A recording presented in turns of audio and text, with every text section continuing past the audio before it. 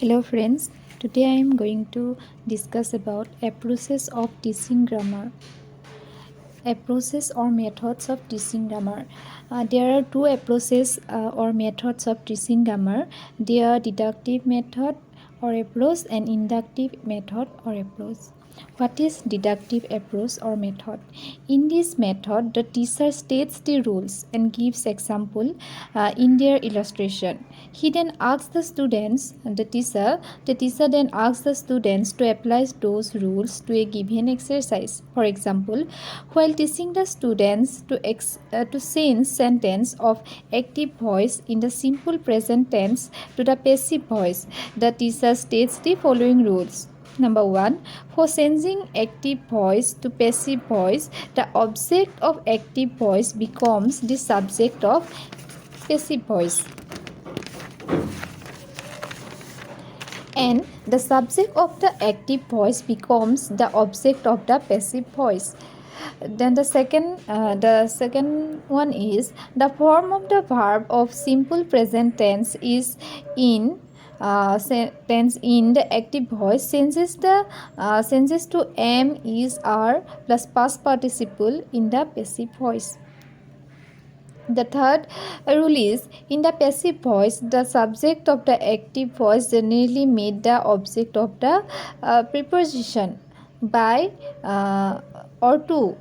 For example, active voice, in active voice, they play cricket. Here, there is the subject, plays verb, and cricket is object. And in passive voice, cricket is played by them.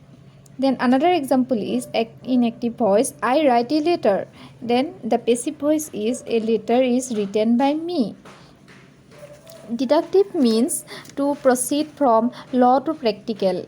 In this method, the teacher tells the rules to the pupils or students and then asks to apply those rules in different situations.